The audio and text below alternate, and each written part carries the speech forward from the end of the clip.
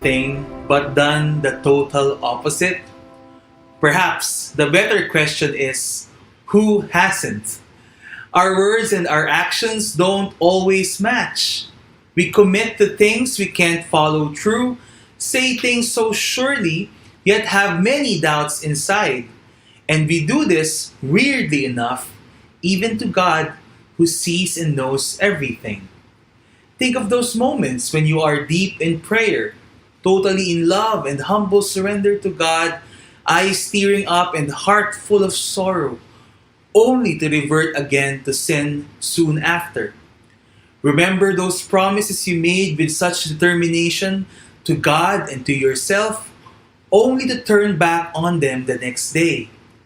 In many ways, we have failed to measure up to our own words. It may not be obvious, but today's psalm shows that even the great king, David himself, is guilty of this. Here he is, stringing together so many beautiful and poetic words to declare his total surrender to God.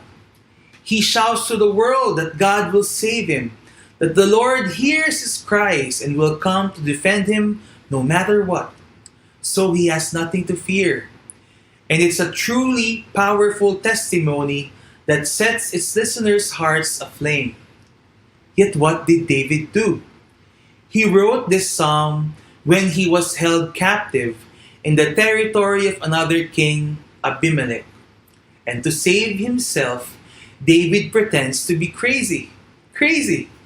He feigns madness so that the king would not see him as a threat and be let off easily.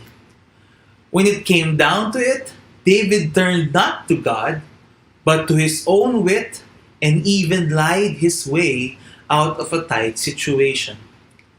Is this justified? Bible scholars have been debating this since forever. But one take I found most convincing is that this psalm is actually David's apology to God. It is David acknowledging that he failed God and let down his own faith and committing to do better next time. There's the difference, isn't it? David knew he wronged God and failed his people. He did not let this sin send him spiraling down in despair.